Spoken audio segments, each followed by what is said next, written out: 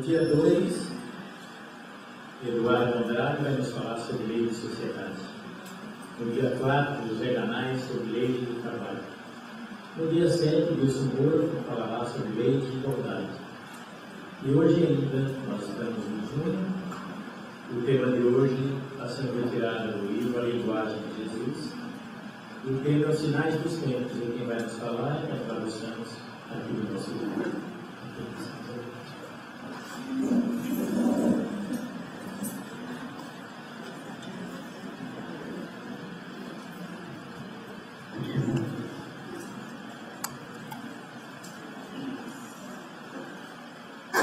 Queridas amigas, queridos amigos, que o Senhor seja conosco e nos envolva na sua proteção. No Evangelho de Jesus, particularmente no livro de Marcos, no capítulo 13, versículo de 1 a 33, narra-se que Jesus, acompanhado dos seus discípulos que faziam parte do colégio apostólico, aproximando-se do grande templo de Israel, aquele templo que foi erguido e construído várias vezes, e que foi embelezado por Salomão e mais tarde por Herodes, chegam àquele monumento da cultura hebraica, o famoso templo de Zorobabel, olha, e um dos apóstolos, possivelmente Simão Pedro, diz: "Vede, Senhor, vede que pedras, que monumento que sintetiza a nossa cultura, o nosso povo, a nossa raça." E Jesus começa a enunciar uma mensagem que até hoje é conhecida como algo muito difícil de penetração, cuja linguagem é vazada em termos metafóricos, futuristas, quase que totalmente inacessível para a sua época, já que ele falava intencionalmente em tempos futuros. Ele começa a dizer: em verdade eu vos digo, que não ficará uma pedra sobre pedra que não seja derribada.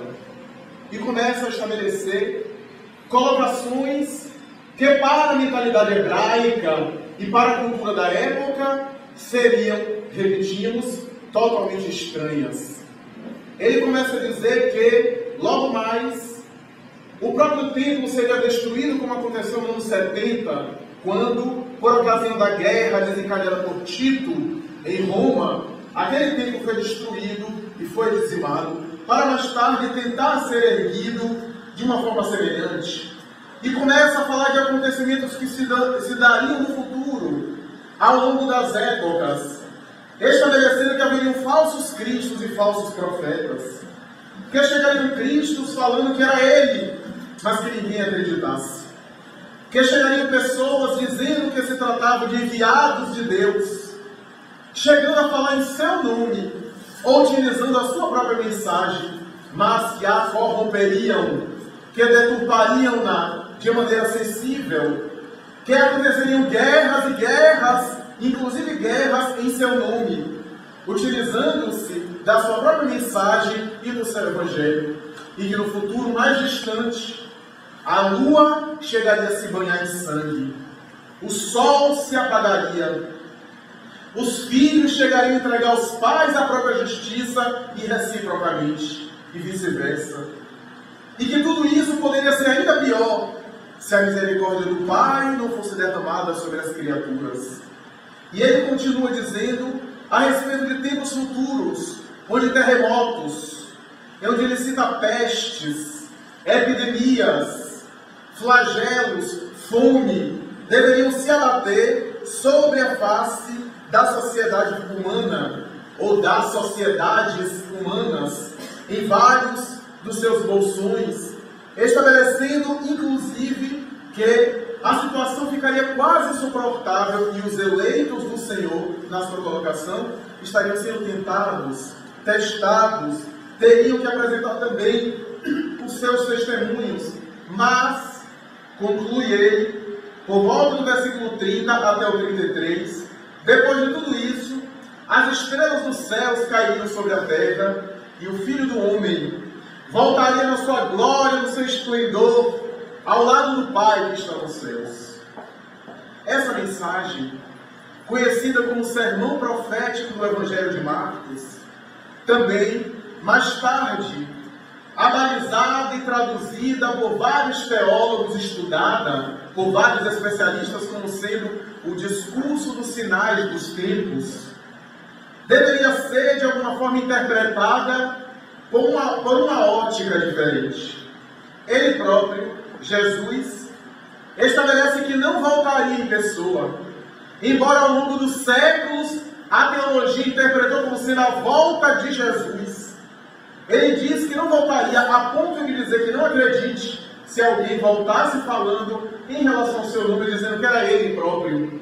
Dizendo claramente, portanto, que ele não voltaria fisicamente, mas que no final o Filho do Homem voltaria em seu esplendor e na sua glória, isto é, nos céus. De uma maneira simbólica, voltaria aos corações da criatura humana.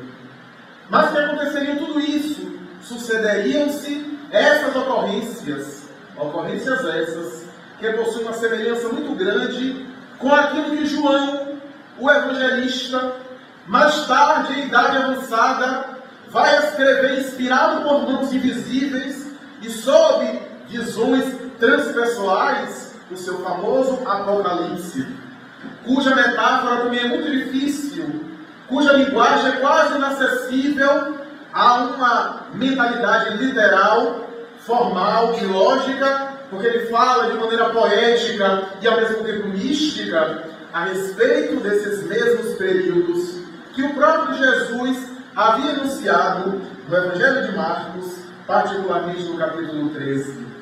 Essas colocações que ali estavam colocadas, apresentadas de maneira sui generis, e que talvez, segundo os especialistas da exegese bíblica atual, Jesus fez intencionalmente essa linguagem, primeiro, para que ela pudesse ser preservada das adulterações. Porque se tratando de uma linguagem difícil, de uma linguagem muito complexa, não haveriam os interesses pessoais de adulterá-la, já que a própria mentalidade ao longo dos tempos da religião não a entendeu, não a compreendeu profundamente. Diferente de outras mensagens, algumas das quais atacavam diretamente os interesses de alguns religiosos ao longo das épocas e ao sabor de cada época e de cada interesse político, essas mensagens foram alteradas. Houveram interpolações, enxertos, adulterações, diferentemente dessa mensagem, que de forma alegórica, ao confundir as mentalidades daquele tempo, ele reservava ao futuro a verdadeira interpretação. E por outro lado, para não confundir mais as criaturas, uma vez que ele não tinha elementos científicos e filosóficos suficientes para explicar item por item daquele discurso estranho. Ocorre, no entanto, o que ele falou. E ao longo dos tempos, esse discurso tem sido interpretado ao sabor das mais variadas emoções. No século XX, principalmente, esse discurso tem sido citado por vários religiosos como sendo a enunciação do fim do mundo. E não faltou teólogos e religiosos, alguns entusiasmados pela palavra de determinadas orientações religiosas, para declamar de maneira enfática e contundente o final do mundo, a destruição física do planeta. E de tempos em tempos isso aconteceu no século passado e ainda tem ocorrido no século atual. Graças à emoção e entusiasmo, à empolgação e à intolerância religiosa de outro lado, que tenta interpretar tudo ao sabor dos seus próprios preconceitos, Deus estaria agora castigando a humanidade, dizimando-a totalmente, como uma espécie de holocausto, maior do que o holocausto hitlerista, uma vez que seria a destruição absoluta do planeta, pela sua vontade própria. É claro que o planeta vai um dia se dizimar, segundo os cálculos astronômicos, por volta de 11 bilhões de anos para diante. por conta da ausência de energia solar suficiente, que manteria os astros gravitando sobre o nosso sistema. Daqui para lá há muita coisa. Particularmente na tecnologia, que de alguma forma futuramente pode lidar com essas ocorrências astronômicas e físicas, quem sabe. Ocorre, no entanto, que esse fim do mundo tem sido anunciado. Chama a minha atenção o final do século XX para o século XXI, quando alguns religiosos noticiados pela mídia enunciaram que o mundo ia se acabar no ano 2000. E em cada período parece que essa data se renova. A mais recente, a 21 de dezembro do ano de 2012, porque segundo as interpretações a respeito do calendário maia, o mundo deveria se acabar às 11 horas da manhã. E assim, ao longo dos tempos, têm sido anunciadas essas interpretações. Não faltaram religiosos à época do ano 2000, solicitando dos seus fiéis a transferência dos seus bens para as instituições religiosas. Numa atitude antilógica, porque se o mundo ia acabar, o que eles iam fazer com as coisas? Para dar a Deus, disseram alguns. Como se Deus já não fosse dono de tudo e pudesse ou precisasse de tesoureiro ou procurador dele. E assim é que ao longo dos tempos temos visto essas movimentações de criaturas anunciando o fim do mundo, uma tragédia coletiva, total, absoluta, e o dizimar das espécies as mais variadas. A grande verdade é que essas colocações de Jesus no Evangelho de Marcos têm uma conotação simbólica e moral. Trata-se, segundo a palavra autorizada e iluminada, clarificada da doutrina espírita, trata-se da destruição do mundo ético, moral como está, para dar espaço a um novo tipo de mundo, a um novo mundo moral, a uma nova mentalidade. O mundo ético de então seria destruído, simbólico, para abrir espaço a uma nova mentalidade. E é assim que temos visto em várias culturas, na cultura maia, na cultura asteca, na Pérsia antiga, na Caldeia, na Babilônia, nas grandes manifestações dos profetas hebreus, nos rishis da Índia, nos hierofantes do Egito, nos grandes oráculos da Grécia, na China multimilenar, a ideia de um período diferente, de um final de um ciclo, para dar origem a um outro ciclo, um período de luz, um período diferente, e assim tem sido enunciado em várias culturas. Mas foi Allan Kardec quem melhor tentou estudar essa colocação, quem penetrou nas raízes dessas informações esotéricas, espiritualistas, filosóficas ao longo do tempo, tentando dar um caráter lógico e, ao mesmo tempo, científico à questão, quando, em A Gênese, no capítulo 28, dos itens 1 a 8, ele estabelece que o mundo terrestre também progride, também evolui. E essa evolução ocorre de natureza material e de natureza moral. A Terra, e hoje não há dúvidas, porque a ciência assim o confirma, passa por evoluções materiais, onde as condições climatéricas, as condições climáticas, as condições físicas, as condições biológicas vêm sendo modificadas, vêm sendo alteradas, dando espaço ou dando ensejo a um novo tipo de vida, a uma nova relação com a natureza, ao deslocamento das marés ou dos mares, ao clima, às manifestações dos ventos, da vegetação, à alteração dos animais e das espécies, e assim por diante. Não há dúvida que ao longo dos séculos as condições físicas, tanto do ponto de vista do ambiente, como do ponto de vista do corpo, principalmente do corpo humano, têm se modificado, dando espaço a um tipo de vida material diferente. Ao lado disso, diz Allan Kardec, a evolução moral, que acontece por meio do aprimoramento da inteligência, que através do intelecto o ser humano conhece melhor as coisas, sabe melhor se conduzir e, por consequência, vai também avançando no conhecer também como se conduzir moralmente, para o despertar das virtudes, da moralidade, dos sentimentos, da ética, das relações sociais mais harmônicas. Tudo isso é uma síntese dessa evolução. E Allan Kardec diz, afirmando categoricamente que essa evolução nas duas faces materiais, material e moral, ocorre através de dois mecanismos.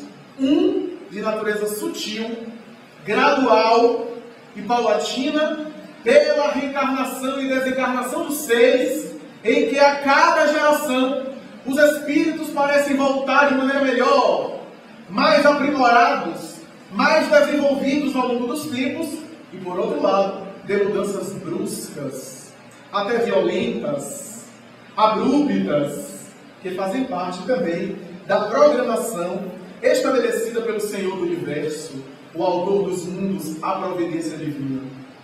É assim que ele ainda escreve, particularmente no item 7, que a Terra, periodicamente, a semelhança de outros planetas, passa por revoluções cíclicas e periódicas, em que abalam-se as estruturas da Terra, do planeta, do ponto de vista físico, através dos cataclismos, das tragédias, dos flagelos destruidores para a renovação, e por outro lado, da reencarnação e desencarnação de seres diferentes, que nessa troca também vão contribuir para o progresso do planeta. Allan Kardec já havia examinado essa questão em O Livro dos Espíritos, no capítulo da Lei de Destruição, quando ele, intrigado por essa destruição paulatina e cíclica que ocorre de vez em quando na Terra, pergunta aos espíritos em que consiste a destruição. E os espíritos respondem: necessário que tudo se destrua para renovar-se. E dentro desse mecanismo há também uma intenção divina, em que o ser humano quase sempre não consegue entender, porque a sua visão é mais imediatista, não consegue abarcar o todo de maneira a longo prazo, para perceber que uma destruição não passa de uma transformação temporária, que a longo prazo vai fazer em alguns anos o que demoraria séculos para ser feito, acelerando o progresso. Algo que Allan Kardec pergunta: mas não há vítimas? Não há pessoas que sofrem, alguns que até falecem nessas situações? E os espíritos respondem: que importa isso? Para nós a carne é uma roupa, retira-se uma roupa para usar outra. Para nós a desencarnação não é uma tragédia, senão voltar à pátria espiritual para retomar as mesmas experiências mais adiante. É que vale dizer que os seres se renovam e tem que desencarnar. E a divindade, projetando esses mecanismos, ao mesmo tempo se aproveita para que aqueles que estão incursos na necessidade de naquele momento desencarnar, pouco importa para o mundo espiritual desencarnar dessa ou daquela forma. Importa estar voltando para casa, seja de avião, de carro ou de bicicleta. É, portanto, a viagem, o tráfego de volta, que para o ser espiritual pouco importa a forma de desencarnar, mas o estado do indivíduo, o estado de espírito, no momento em que ele está desencarnando. É, portanto, uma colocação sui generis. E no item número 8, do mesmo capítulo referido, 28 de A Gênese, Allan Kardec recebe uma manifestação mediúnica pouco estudada, me permitam, entre nós, os espíritas, menos ainda entre os não espíritas, particularmente do filósofo e pensador Arago, que no mundo espiritual, ao lado do espírito Galileu Galilei, deu várias comunicações em A Gênese, porque filósofos e astrônomos que o eram conheciam a ideia das revoluções astronômicas, das revoluções dos orbes. E nesse item número 8, lendo ipsiliteris, literalmente, Arago diz: de sorte que as nebulosas reagem sobre as nebulosas, os sistemas reagem sobre os sistemas, como os planetas reagem sobre os planetas, como os elementos de cada planeta reagem uns sobre os outros, e assim sucessivamente até a matéria orgânica e mais adiante até o átomo.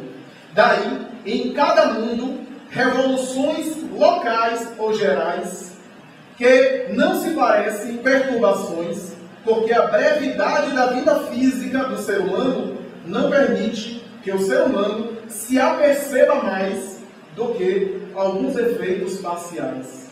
O que é que vale dizer que há revoluções onde os planetas reagem uns sobre os outros, onde há essas revoluções astronômicas em que esses planetas sincronizam-se e um reage sobre o outro, ocorrendo essas transformações, essas influências que poderíamos dizer aqui com todo o cuidado da palavra, que seria o misticismo, influências interplanetárias, em que ocorrem para naturalmente as mudanças necessárias.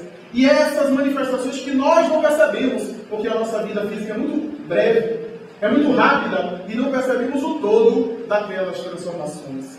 Tudo isso para dizer que essas colocações têm sido, de alguma forma, constatadas pelos estudos astronômicos.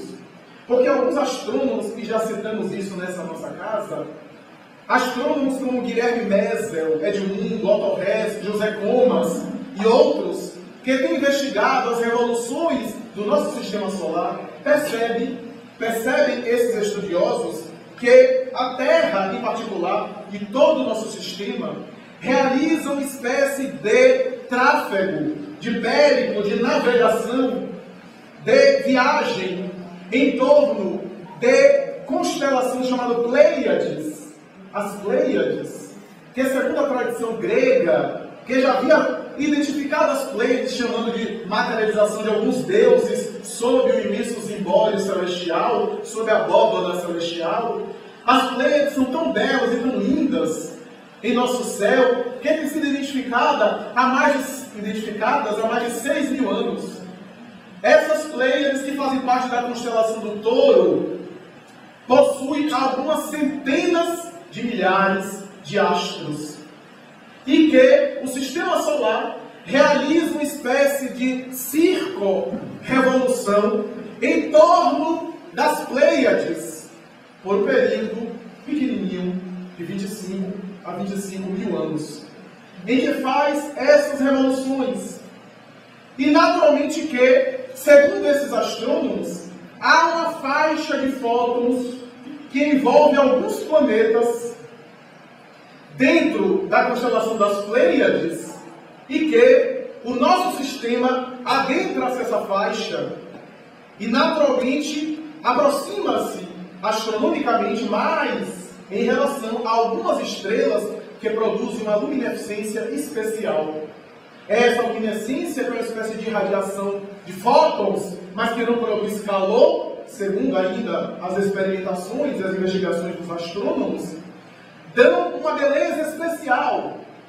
Esse período, o sistema solar faz essa viagem e adentra-se nessa região de fótons a cada 12 mil anos. O que é que vai dizer? Que é mais ou menos a metade de todo o périplo em torno das Pleiades, 12,5 mil anos, que é a metade precisa.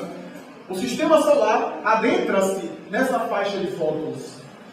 E dentro desses 12 mil anos, por um período aproximadamente de 2 mil anos, a Terra, particularmente, e outros planetas também, adentram-se mais intensamente, de tal forma que ocorrem algumas mudanças do ponto de vista do carbono e da atmosfera, do ponto de vista da astronomia. É notável perceber essas colocações, porquanto esses astrônomos que não são espiritualistas, que não são religiosos, colocam matematicamente um cálculo de 12 em 12 mil anos, que é perfeitamente compatível com os ciclos que a Terra tem vivido periodicamente no planeta. E que chamam a atenção, porque a última fase, ainda segundo o esoterismo, foi precisamente há 12 mil anos atrás, que é chamada fase do leão, onde, segundo ainda a mentalidade esotérica, houve uma grande revolução, que as tradições do mundo espiritual têm também afirmado a esse respeito, essas manifestações, e esses esotéricos dizem que a próxima fase será a fase do grande período de luz, ou a era de Aquário, o grande momento da New Age, da nova era, e assim por diante, na mentalidade hebraica, o grande momento da Jerusalém libertada, e assim por diante. Em cada mentalidade cultural nós temos a mentalidade do Armagedon, do grande encontro entre o bem e o mal, e da superação pela luz, e assim por diante. A grande verdade é que, sem terem conhecimento do espiritualismo geral e do espiritismo mais particular, esses astrônomos conseguem limitar e delimitar, precisar, justamente há 12 mil anos atrás, tem cada 12 a 12 mil anos, que essa faixa de fótons é adentrada pelo Sistema Solar, e a Terra, particularmente, a nossa Terra, adentra-se nessa faixa de fótons, é que a humanidade tem vivenciado transformações. Por que dizemos isso? Porque é precisamente há 12 mil anos atrás que a Bíblia, inclusive, menciona o aparecimento de Adão, que para a doutrina espírita, Adão não representa um homem e uma mulher mais adiante, mas um começo de um novo biótipo, porque já haviam seres na Terra, já havia a humanidade na Terra, a própria Bíblia menciona. Já falei aqui várias vezes que a Bíblia menciona que o filho de Adão e Eva, Caim, aquele que assassinou Abel, que aqui para nós não eram duas pessoas, era a mesma criatura.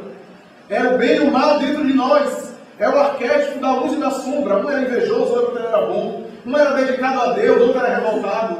Era a colocação do yin e do yang, do bem e do mal, que é representado através de dois filhos. Mas quem um mata o outro é expulso do paraíso, expulso da região onde Adão e Eva está, da Mesopotâmia, porque segundo as colocações da Bíblia, o paraíso da Bíblia está na região que hoje é o Iraque. Que horror! Então, são expulsas essas pessoas, esse filho de Adão e Eva, Caim, que vai até uma cidade, viaja até uma cidade chamada Nod, e nessa cidade se casa, conhece sua esposa e tem vários filhos. É que vale dizer que já havia, mas Adão, a figura simbólica de Adão, que era a forma do hebreu contar a sua história, e a história do Homo sapiens, pela inspiração espiritual de Moisés e de outros, a ideia de uma nova mentalidade humana. Já haviam seres humanos, só que mais primários, mais primitivos, e houve então um salto, o elo perdido da evolução, onde ainda não há elementos fósseis suficientes para fazer uma cadeia, que parece ter perdido alguma coisa, onde o ser humano, ou o antropóide, o humanoide, o homem primitivo, recurvado, com cauda ainda, mais parecido com o macaco rhesus, com o chimpanzé, e de repente deu um salto na evolução, passou a ficar ereto, desenvolveu o chamado neocórtex, o novo córtex, que é segundo Paul McClelland, o neurologista de Harvard, o neocórtex tem cerca de 10 mil anos, aproximadamente, em referência às duas outras dimensões cerebrais, o cérebro réptil e o cérebro mamífero. O novo córtex, o neocórtex, também a cabeça, a postura ereta, perdeu a cauda, as mãos com os dedos mais ágeis e não mais grudados, como era comum, e naturalmente inaugura uma nova mentalidade.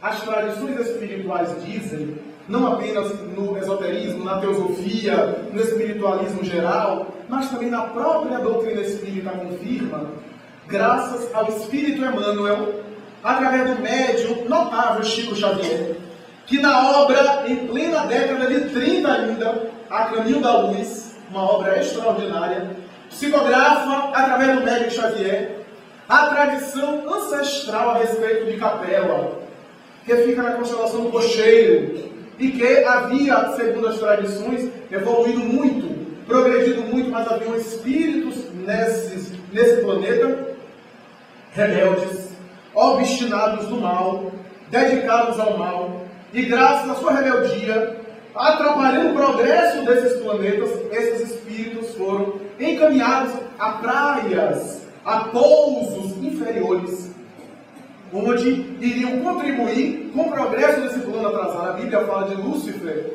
o anjo mau, que sendo castigado por revoltar-se contra Deus, foi castigado e teve que descer aos infernos. Inferno aí, de infernos, no latim, inferior, um plano inferior, um local mais atrasado, menos avançado, menos adiantado, que era na época a Terra. um meio hostil, um meio primário. E esses espíritos vieram, que haviam progredido muito pela inteligência, mas não necessariamente pela emoção, pelo sentimento, pelo moral. E ao reencarnarem, trouxeram inclusive a sua contribuição, imprimindo na matéria a sua, graças ao perispírito, ao corpo espiritual, as suas conquistas, plasmando, portanto, um novo biótipo, cujo cérebro, até hoje, nós tentamos usar toda a capacidade cerebral, que foi naturalmente conquista desde aquela época, mas também ofereceram os seus raciocínios matemáticos, filosóficos, astronômicos, Pitágoras, Tales de Mileto, os grandes filósofos da Grécia, Sócrates, Platão, Aristóteles, cuja inteligência até hoje nos admira, com todo o progresso tecnológico que temos. Então são espíritos que trouxeram a sua contribuição, que vieram naturalmente contribuir. E hoje, quando nós vemos, por exemplo, o Egito com as suas pirâmides, cadê o Egito daquela época? Aqueles espíritos que trouxeram informações, algumas que tinham cálculos matemáticos sobre a circunferência da Terra, como é que sabiam? Sobre a linha do Equador, por exemplo, o Partenon e assim por diante, que colocaram de maneira notável ali, naquelas pirâmides, as suas escritas, que notaram quantas contribuições, porque eram espíritos que não eram da Terra, de outra dimensão, e trouxeram a sua contribuição. Emmanuel vai mais adiante e diz: foram esses espíritos, 4 grupos de espíritos diferentes da constelação do Cocheiro, que ao reencarnarem no planeta formaram 4 raças padrões da cultura terrestre. Primeiro, os arianos, que deram origem a praticamente todos os povos latinos, os celtas, os gregos, os romanos, os germânicos e assim por diante. É a primeira raça. A segunda raça, os egípcios, que culminaram uma série de transformações, particularmente na África também. Mais adiante temos o indiano, que naturalmente contribuíram com a sua cultura multimilenar, oferecendo a sua contribuição e também a sua miscigenação racial. E o último, o hebreu, que também ofereceu a sua contribuição. E Emmanuel vai dizer: cada grupo desse tem os seus vícios e as suas virtudes. E se estudarmos a cultura de cada povo desse, perceberemos no que foi que eles fracassaram e que eles tomaram em capela. É a palavra autorizada do Espírito Emmanuel. 12.000 anos depois, estamos aqui, em uma outra revolução. Segundo os bons espíritos que hoje se comunicam, desde Chico Xavier, antes de desencarnar, e hoje através de outros médiuns, a nossa Sueli Calda Schubert, cuja mensagem foi lida aqui, Divaldo Pereira Franco aqui na Bahia, José Raul Teixeira e outros, que têm sido instrumentos de mensagem a esse respeito, os espíritos têm dito, cujos médiuns são de credibilidade, que por volta, mais ou menos, porque não é uma data precisa, não é matemática, mas por volta do ano de 1972, a Terra, o Sistema Solar, e particularmente a Terra, adentrou-se essa faixa de fótons, onde se aproxima de um dos planetas, Alcione, que é um dos planetas das Pleiades, que tem uma luminosidade especial, e a partir desse momento tem acontecido transformações na Terra. Volto ao texto do livro A Gênese, de Allan Kardec: revoluções materiais e revoluções morais. Quanto a partir da década de 70 para cá, nós temos visto e observado as revoluções, as transformações que o planeta tem passado, as grandes catástrofes de um lado, as grandes alterações, as grandes mudanças de que nós temos sido vítimas ao longo do tempo e que tem de alguma forma chamado a atenção. Sensibilizar, não se preocupe não, princípio espiritual e evolução. Naturalmente que, chamando a atenção essas manifestações catastróficas e que tem sensibilizado de alguma forma a cultura terrestre, sem me deter e sem me chamar tanto a atenção para os elementos da década de 70 e 80, mas os mais recentes. Quem não se recorda do dia 26 de dezembro de 2004, às 11 horas da manhã de Brasília, quando a Indonésia foi vítima de um grande tsunami, arrebatando, segundo as estatísticas mais atuais, cerca de 240 mil vidas que foram destroçadas. Ilhas inteiras que foram dizimadas pelo tsunami que invade várias regiões, dizimando famílias inteiras, destruindo vidas, e que naturalmente chamaram a atenção das situações ao longo do tempo. Na mesma época, o México foi vítima de alguns terremotos, de algumas catástrofes que também dizimou milhares de vidas. Mal nós nos recuperávamos da destruição do tsunami da Indonésia, graças a essas manifestações, cujo tsunami chegou a abalar várias ilhas, destruir várias ilhas, Bangladesh, Sri Lanka, a Ilha Índia, a Tailândia e assim por diante. São, portanto, várias regiões que foram destruídas e vidas que foram dizimadas.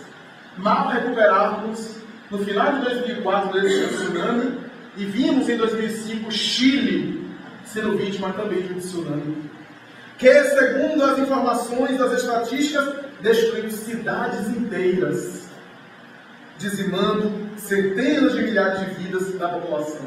Logo depois, o famoso tsunami do Haiti, um dos países mais pobres do mundo, cujas vidas foram dizimadas, cerca, segundo as informações, de 100 mil que foram destruídas. E logo, alguns meses depois, o vulcão da Islândia, que não apenas destruiu algumas vidas, mas também atrapalhou o tráfego aéreo, afetou inclusive a economia, dando prejuízo de bilhões de dólares. E mais adiante, tivemos, em agosto de 2005, o furacão Katrina, que chamou a atenção dos Estados Unidos, talvez a maior catástrofe americana de toda a sua história, destruindo praticamente toda New Orleans, incendiando praticamente a cidade, e chamando a atenção pelas milhares e milhares de vidas. E se nós formos enumerar na América do Sul, na América Central, na Europa, quantas catástrofes. No Brasil, em alguns anos temos visto enchentes, abalos, famílias sendo destruídas em Santa Catarina, no Rio de Janeiro, em São Paulo, em determinados períodos, naturalmente chamando a atenção por essas ocorrências. Quem não se recorda do terremoto razoavelmente recente do Japão, que chegou a dizimar 30 mil vidas, e outros, um terremoto mais tarde, novamente no Chile, e assim por diante. Temos visto essas catástrofes se repetir numa velocidade muito grande. Não que não aconteceram no passado, mas não dessa forma tão organizada, entre aspas, tão paulatina, de alguma forma afetando praticamente todo o orbe e também despertando o sentimento de solidariedade das pessoas. Aqui no Brasil, quantas pessoas nos ajudaram? O Haiti e assim por diante. Então, temos visto essa transição, que os Espíritos mencionam ao lado das manifestações morais, porque nessa sintonia com Alcione, diz Filomena de Miranda, Joana de Ângeles e outros, espíritos têm reencarnado na Terra, de outra dimensão, particularmente da estrela Alcione, para contribuir com o progresso do planeta, para melhorar as condições, para também trabalhar em favor do avanço. Espíritos com uma outra mentalidade vêm nos ajudar, ao lado de, afirma o excelente codificador do Espiritismo, no item 28, a nova geração, do capítulo 28, a Gênese. Ele vai dizer, ao lado disso, os espíritos rebeldes, obstinados no mal, voltados para a perversidade e a rebeldia, serão exilados para planetas inferiores, a semelhança do que aconteceu no Capela, está acontecendo conosco no momento atual. Desde essas catástrofes, alguns de cujos espíritos já têm sido recambiados, vítimas da sua própria perversidade, da agressividade, do vício, das manifestações excessivas na área do crime, até outros que ainda estão aí e que estamos tendo a última chance, o último momento. Espíritos, alguns dizem ainda os bons espíritos, que estavam retidos na psicosfera da Terra. Alguns que são muito primários têm sido liberados para reencarnar, para ter a última chance. Daí porque temos visto tanto espetáculo de violência, de agressividade e perturbação, ao lado de tanta gente proclamando por paz, por solidariedade, por amor. Nunca se falou tanto em respeito pelo próximo, respeito pelo meio ambiente, respeito pelas diferenças, não ao preconceito. E nunca houve tanta droga, tanto suicídio, tanta violência. Por que esses elementos contraditórios? Porque faz parte dessa transformação, onde espíritos muito primários estão sendo liberados para ter a última chance, e outros espíritos mais adiantados. Quando vemos pessoas, como a mídia tem noticiado, assassinar os próprios pais, crimes hediondos com requintes de crueldade, estamos diante de espíritos primários na evolução, tendo as últimas oportunidades. Alguns, diz Joana de Ângeles, que estavam vinculados às tribos bárbaras do século IV e V, quando invadiram Roma, a Europa e saíram destruídos, os alanos, os godos, os visigodos, e os seus líderes, Átila, Alarico, Gengis Khan. Esses espíritos, ainda com senso moral pouco desenvolvido, espíritos infantis, têm reencarnado na Terra, também ao lado de espíritos mais sábios, mais inteligentes e mais dóceis, mais afetuosos, para contribuir com esse grande Armagedon que estamos vendo. Então, o Evangelho de Jesus, no sermão profético de Marcos, tem uma sabedoria muito profunda.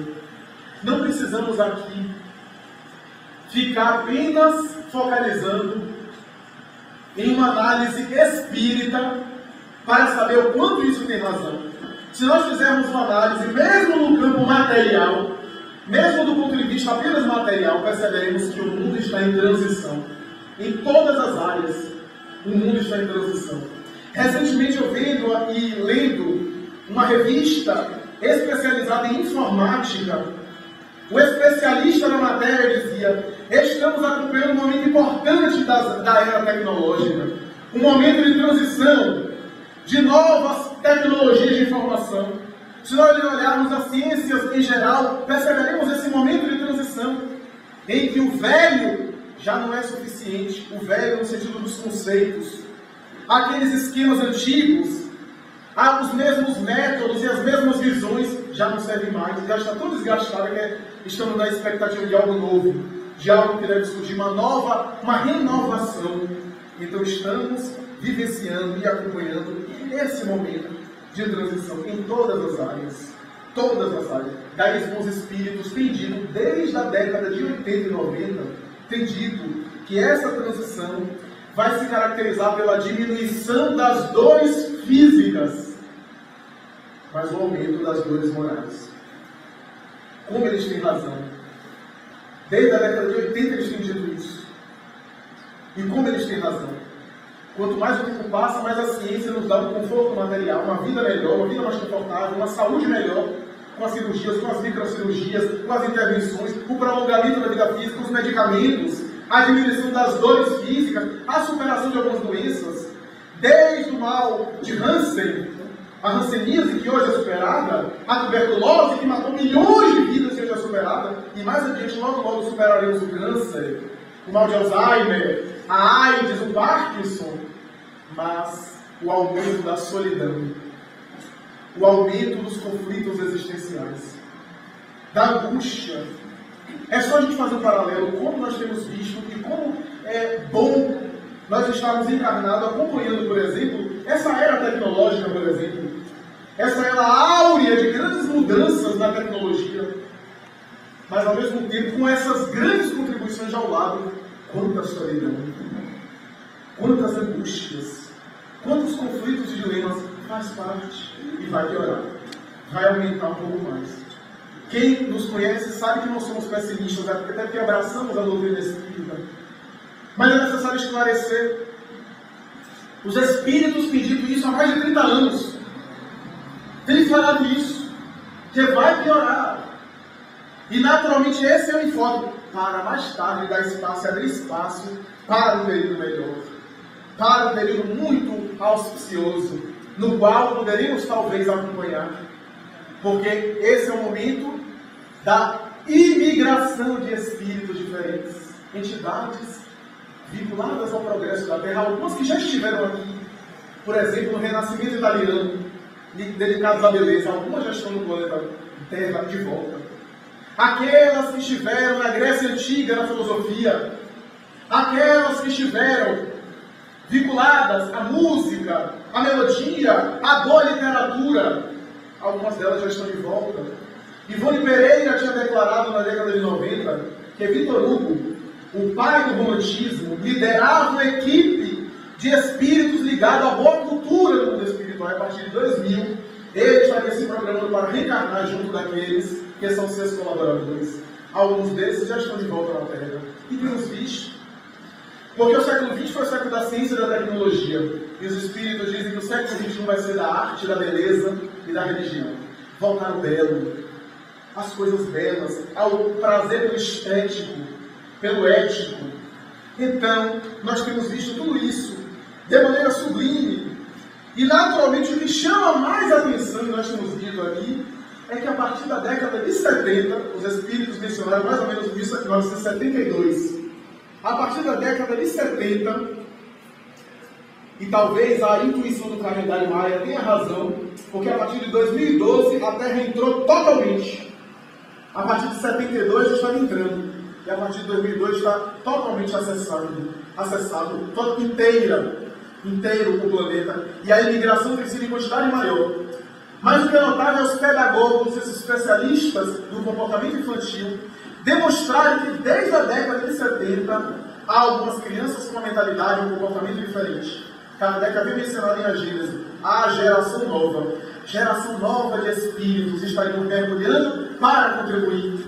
E é justamente a partir da década de 70, dois estudiosos, particularmente Nancy e Tauber, deu o nome dessa mentalidade infantil de crianças índigo. Mesmo que nós não concordemos com o termo, que alguns espíritas não concordam, considerando o termo um tanto esotérico e místico, pouco importa se a gente concorda ou não. O que importa é que é uma mentalidade nova, infantil, e isso é confirmado pelos especialistas da pedagogia, da psicopedagogia, da educação, que é uma mentalidade nova para a qual não existem métodos educacionais específicos. É necessária uma nova mentalidade, porque essas crianças parecem que vêm ao mundo achando que o mundo está preparado para elas. Irritam-se com muita facilidade quando não são compreendidas, porque é tão fácil compreendê-las, parece óbvio. São crianças que têm uma mentalidade diferente e que questionam tudo de nós. Que para nós é algo certo que não precisa ser questionado, mas para elas perguntam, por que tem que ser assim? E isso nos irrita, nos embaraça, porque os adultos às vezes somos tão infantis ou mais infantis, e começamos a brigar com a criança por conta do seu questionamento. Eles questionam tudo, por que tem que ser dessa forma? Por que essa burocracia dessa forma? Por que temos que fazer isso e aquilo? Nancy e Tauber chega a dizer que um dos sintomas mais fáceis de ser identificados é a criança que não gosta de pegar fila, porque a fila representa essa burocracia, não quer dizer que toda criança que não gosta de pegar fila seja índigo. O termo índigo vem da tonalidade de uma planta que dá coloração ao blue jeans. Então, graças à percepção paranormal de alguns indivíduos ligados a essa área, que percebeu uma aura dessa coloração, dessa irradiação, deu o nome de crianças índigo. E essas crianças, naturalmente, têm chamado a atenção. Os especialistas dividem em 4 tipos. Crianças conceptuais são aquelas que tentam entender o mecanismo e o funcionamento das coisas. Então, são crianças que não quebram os brinquedos. Elas arrebentam para saber como é que o brinquedo foi feito. Então, elas não dão brinquedo caro, aquelas vão quebrar, para saber se são os futuros engenheiros, os futuros arquitetos, aqueles que trabalham na informática e assim por diante. O segundo tipo de crianças, as crianças humanistas, aquelas que têm uma sensibilidade no relacionamento interpessoal, trabalharão nas áreas humanas, serão mais tarde aqueles que parlamentarão, que serão os futuros que diplomarão, que serão diplomatas, que serão aqueles que serão responsáveis pelas relações internacionais e assim por diante. Ao lado deles temos as crianças artistas, cuja sensibilidade é muito grande. E essas crianças, naturalmente, merecem uma atenção, porque denotam uma habilidade artística variada, desde tenra idade. e mudam facilmente de uma área artística para outra. Para o terror dos pais, você deu um piano de cauda, carne, e daqui a pouco ela quer tocar violão. Então, é natural essa mudança. Mais adiante, temos o último tipo de crianças, que são as crianças chamadas interdimensionais. São os médios do futuro. Que desde 2, 3 anos têm clarividência. Tem reminiscências de outra encarnação. Chegam para o pai e para a mãe. Você não é meu pai, você não é minha mãe. Minha mãe é fulana, meu pai é beltrano. E dizem claramente, com todo detalhe. Tem visões psíquicas. Tem interações com outros espíritos de maneira tranquila, sem perturbações. Então, são as crianças interdimensionais, entre dimensões. E que chamam a atenção desses estudiosos. Notável. Quantas crianças, já citei aqui alguns casos que a mídia tem noticiado. Um menino mexicano que com 4 a 5 anos de idade deu congresso para médicos na Universidade do México. Há uma foto na internet. Ele foi improvisado num tamborete com várias cadeiras, ele ensina para ser alcançado o microfone na tribuna e ele dá uma palestra sobre causas da osteoporose e do diabetes. Esse menino com 10 anos de idade ganhou o título de médico pela Universidade do México. Esse mexicano notável, que tem inclusive questionado alguns manuais de medicina, dizendo que estão errados. O que é notável? Uma garota, a Kiane Kramaric, pintora, cujos quadros têm sido comparados ao do Botticelli e de Rafael Sanzio. Está a beleza dos seus quadros. O seu quadro mais famoso, O Príncipe da Paz, onde ela desenha Jesus com uma lágrima quase imperceptível no olho esquerdo, é notável, de uma beleza especial. E que são vendidos em milhões de dólares, cuja renda, por ela própria, tem sido direcionada a instituições beneficentes. Ela diz que Jesus apareceu a ela quando criança. E disse para ela pintar a beleza e pintar coisas, inclusive, a respeito do Evangelho. Para que a humanidade possa também visualizar a beleza. E ela diz, diante da senhora de televisão, com 8 anos de idade, meu dom foi dado por Jesus. E por isso, eu não tenho o direito de me beneficiar a respeito dele. Quem criança é essa? Jay Greenberg, um menino que com 4 anos de idade pegou uma partitura de música clássica e começou a notar o primeiro quarteto de cordas que ele fazia. Aliás, o quarteto de cordas, para quem é entendido, é uma das formações mais difíceis da música erudita. Mais tarde fez e começou a fazer as suas obras. Já está na sua 5ª sinfonia. Só para você ter uma ideia, Brahms, a vida inteira fez 4. Beethoven fez 9. E o menino, com menos de 10 anos, já fez 5 sinfonias. A 5ª dele foi gravada pela Orquestra Sinfônica de Londres. E ele estava presente diante do maestro que regia. E em determinado momento ele corrigiu o maestro. Ele disse que a tonalidade do clarinete e do oboé não estavam certos. E perguntaram a ele como é que ele faz isso. Ele disse: olha, enquanto eu estou ouvindo a aula de história de matemática na escola, eu estou também escrevendo a minha música, não apenas a melodia central, mas todo o acompanhamento da orquestra. E como é que você consegue dizer? Eu não sei. Parece que minha mente tem vários canais, onde eu consigo prestar atenção em várias coisas ao mesmo tempo. A BBC de Londres, entrevistando ele, perguntou: Jay, você é feliz? Ele deu um ar melancólico e respondeu: boa pergunta, o que é felicidade? Para o menino de 8 anos.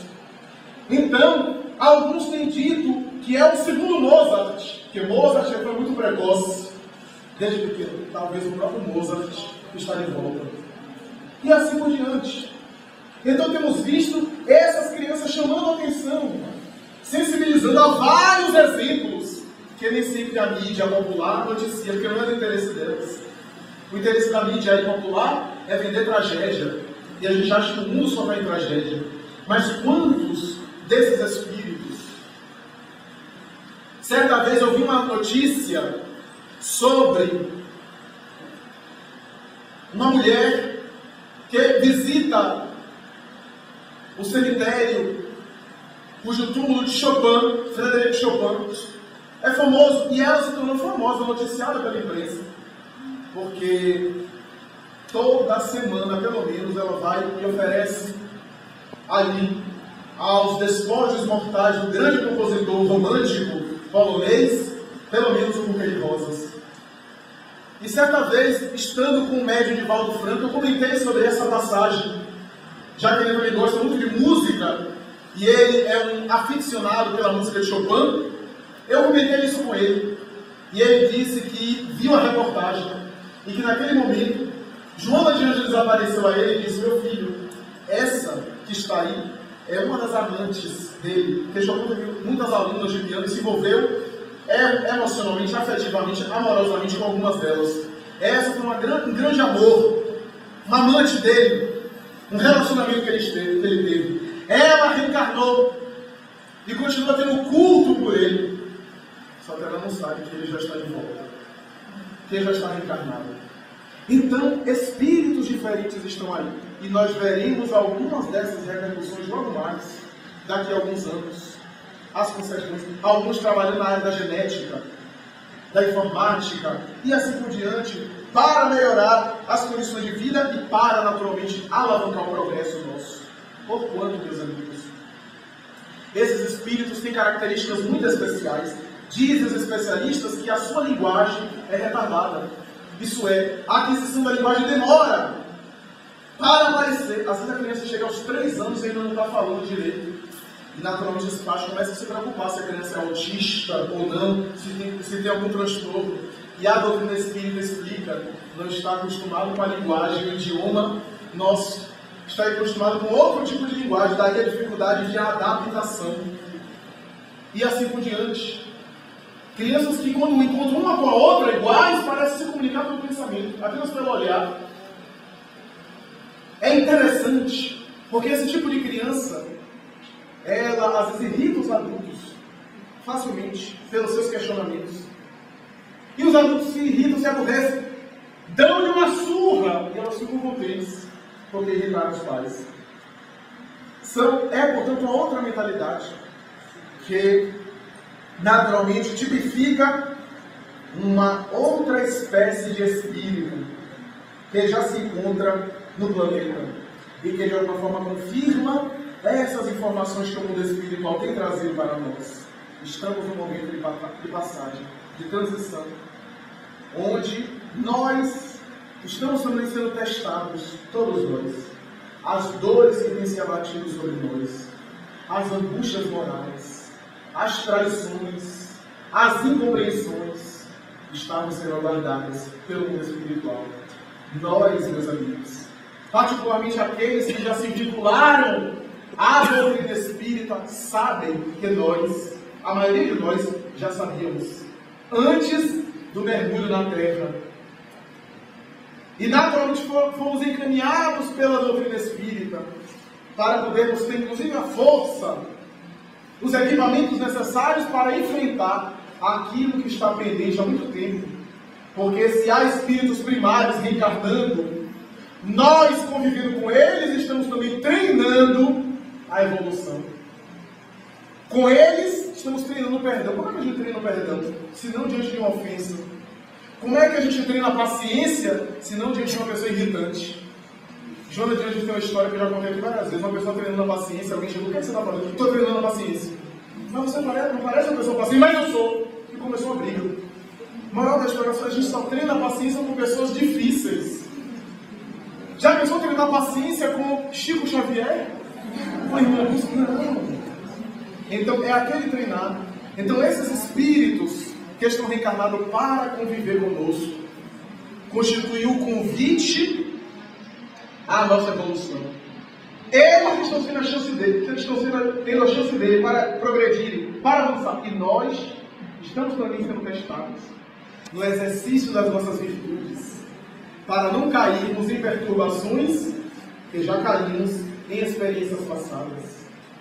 A maioria dos espíritas de hoje já foram religiosos de ontem, já conheceram a mensagem do crucificado de outra forma e não a entenderam. Se olharmos a história, veremos a história nossa, desde as intolerâncias religiosas, das cruzadas, das guerras, e mais tarde da reforma, que também nos vislumbramos e tentamos abraçar, e nenhuma e nem outra, naturalmente, vivenciamos a mensagem de Jesus. Daí porque a facilidade que temos hoje de nos identificarmos hoje com a proposta espírita, que é o cristianismo de volta à terra, novamente no mundo, agora, sob outra roupagem. Então, meus amigos, estamos passando por tudo isso. Ao lado das perturbações, dos hábitos primários, da esquisitice até, que temos visto e tem chocado a sociedade, espíritos de escola já se encontram na terra. Jesus assim falou e disse, depois de tudo isso, as estrelas dos céus cairiam sobre a terra. Que estrelas dos céus são essas? Allan Kardec registra uma comunicação mediúnica do Espírito de verdade e coloca na introdução do Evangelho segundo o Espiritismo. E essa comunicação começa assim: os Espíritos do Senhor, que são as estrelas dos céus, a semelhança de estrelas cadentes, caem sobre a terra através do fenômeno mediúnico, para iluminar a humanidade e esclarecer as pessoas que estão em erro. Escutai a palavra do mundo espiritual, que são os novos apóstolos do Senhor que voltam agora através da mediunidade. Que notável, as estrelas dos céus, os espíritos imortais, que têm se comunicado conosco. E o Filho do Homem virá em sua glória, a mensagem dele, através dessas comunicações, dessas informações, penetrará em nossa intimidade para todo sempre. Daí porque a necessidade de estudar essas coisas, de examinar todas essas conjunturas, de não perdermos tempo com questões secundárias. Quem foi a reencarnação de quem? Quem é a reencarnação de fulano? O corpo espiritual de Jesus é assim ou assado? Os chakras são de 7, são 8 ou são 10? O passo deve ser dado tocando castanhola, dançando macarena ou agarrando a pessoa? São coisas que a gente perde um tempo terrível. E muitas vezes as pessoas dilaceradas, com sentimento dilacerado, por alguma traição, por alguma perturbação, pela morte de um ser querido, de um filho que foi vítima de uma desencarnação violenta, chegam às nossas casas para ouvir alguma consolação e a gente está discutindo se fulano é reencarnação de Allan Kardec ou não. Se Beltrano é assim, ou se o corpo espiritual de Jesus. É claro que há espaço para também esses estudos, mas não podemos perder o foco da doutrina espírita, que isso também é uma armadilha das trevas para nos tirar daquilo que é essencial. Estamos também na transição, porque o mundo interior nosso está também com placas tectônicas, com tsunamis, com maremotos internos, que são esses conflitos que estão sendo enfrentados. Então, é o momento, meus amigos, de decidirmos, para não optarmos por perturbações mais graves, porque aqueles que estão na perturbação, no vício, no tráfico de drogas, no crime, nos excessos, não mais reencarnarão na Terra, não mais voltarão no planeta. Aqueles que desencadeiam horrores, guerra, terrorismo, não mais voltarão, serão encaminhados a planetas inferiores. Só para concluir essa colocação e contar um caso de Humberto de Campos para encerrar, me permitam um pouco de leveza, já que o tempo é muito árido, muito denso, me permitam um pouco de leveza. Eu fico imaginando quantas conquistas nós temos atuais. Quantas conquistas, os homens bem trajados, as mulheres bem colocadas aqui. Hoje eu olho uma senhora, uma mulher, e eu não sei, é muito difícil precisar qual é a idade. Eu sei que é dos 30 a 70 anos, mas a idade realmente precisa, porque hoje, desde as pomadas de pele até as cirurgias, fica muito difícil. É tanta coisa, tantas ferramentas que é difícil conceber. Então eu não me arrisco a pensar na idade nenhuma. E como toda mulher que é feminina mente um pouco a idade, porque senão não é feminina, tem que mentir pelo menos 10 anos. Então, é natural que nós não temos... Mas isso tudo são conquistas. A gente está com fome e quer sair daqui para um restaurante. Até pela internet a gente pede a comida. A gente quer comer um sanduíche em algum lugar desse aí, que a gente conhece popular. A gente vai e tal, e come o sanduíche. Come o McDonald's ou alguma coisa assim. Para quem gosta. Agora já pensou? A gente reencarnar no planeta. E quando a gente olha para a nossa esposa, ela está um pouco barbada. Não tem escova progressiva, não tem highlight, não tem luz, não tem nada. Então a gente fica olhando assim como um canto de susto. Os homens também, brutais, E aí a gente convida ela para ir para o McDonald's. Mas não, tranquilamente vamos, é só matar um mamute ali e comer a carne crua mesmo.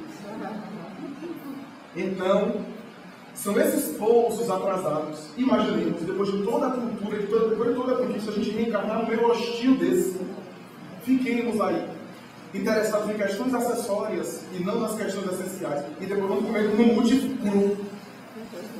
Vamos voltar nessas situações, ao invés de termos um avanço. Porque Emmanuel diz uma frase que a mim me chama a atenção. Esses exilados de Capela que vieram à Terra, todos experimentaram uma grande saudade, uma melancolia muito grande, uma angústia.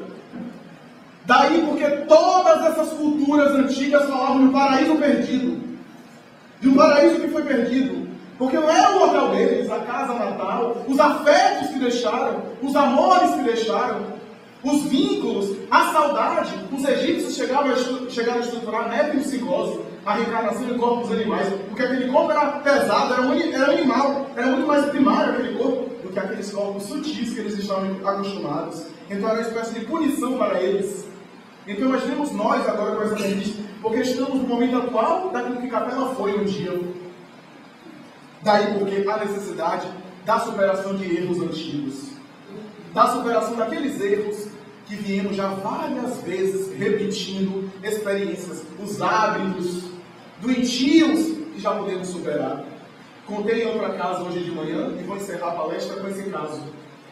Humberto de Campos conta um caso que eu contei inclusive em grupo de estudo de duas fazendas grandes no sul do país que disputavam uma espécie de primazia naquela região. E um chefe de família, de uma das grandes famílias, que eram duas famílias, que é um caso interessante, resolveu se beneficiar através de uma atitude ilegal e imoral. Aumentou a cerca de uma região da sua fazenda. Aumentou a cerca, que era a região do vizinho, e ele aumentou para dizer, quando isso não aconteceu no passado? Aumentou a cerca, houve uma confusão. Começou uma disputa muito grande com a família vizinha, era a época dos coronéis. Ele já estava em idade avançada, acabou desencarnando de angústia, vendo os filhos se digladiarem e se matarem. Ao desencarnar foi no mundo espiritual, os espíritos receberam, ele estava despedaçado pela consciência de culpa.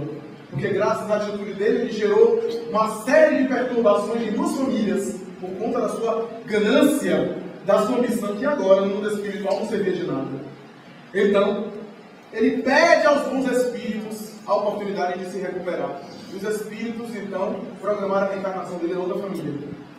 Ele reencarnou na outra família, na família que foi alvo de tanta briga com a família dele, e ao reencarnar, ele desde criança, veja como a reencarnação é interessante, desde criança, menino, ele passava pelas regiões e perguntava ao pai, meu pai, essa cerca não está colocada no lugar errado, o menino está bom. Não quero ouvir você falar nesse assunto. Seu avô morreu por causa disso, seu pai brigou, etc. Famílias foram destruídas por conta disso. Não quero você comentando sobre essa cerca. E o menino diz, mas eu acho que essa cerca está colocada no lugar errado. Desde mais tarde, ao assumir a família à frente, ele, induzido pelas próprias presenças espirituais, consertou, colocou a cerca no lugar certo. Aquilo que ele havia feito de equivocado na encarnação anterior, ele corrigiu. Começou a perturbação, houve uma série de confusões na família sua, que agora estava reencarnando na outra família. Nos vínculos seus, eles reagiram, ele foi assassinado, voltou no mundo espiritual, agora com consciência de paz. Havia se recuperado. Os bons espíritos receberam ele com festa. Ele que foi recebido, foi encaminhado novamente à reencarnação, agora na sua família de origem, para apaziguar os ânimos, porque agora a sua família de origem, os seus laços, se sentiam injustiçados por aquilo que fizeram com ele mesmo. E ao reencarnar na sua família agora, ele naturalmente vai, herda todo o patrimônio, e quando chega mais ou menos aos 20, 25 anos de idade, quando já está à frente do negócio, porque seu pai já estava idoso, ele passando por determinada região, ele sente a tentação de mexer na cerca. Vem a tentação de ele novamente alterar a cerca, mas os espíritos intuem, e ele fica naquele conflito. Quantas vezes acontece isso com a gente? Faz ou não faz? Faço ou não faço? Estão parecendo duas forças em nós. Ele voltou em casa nesse dia, adormeceu. O mundo espiritual retirou do corpo pelo sono. Ele se desdobrou, foi para a região do mundo espiritual. E o mundo espiritual conversou com ele. Pelo amor de Deus, não mexa nessa cena. E orientaram. Ele voltou ainda com a intuição. E o Humberto Eco termina a história mais ou menos assim, dizendo que quase ele voltava com o mesmo equipe e desencadeava novamente uma tragédia que teria que ser recuperada em várias encarnações. Quantos de nós repetimos os erros, repetimos a experiência, errando na mesma situação várias vezes? Com as luzes abençoadas da doutrina espírita podemos superar. Temos o que é necessário para essa transformação. Muita paz.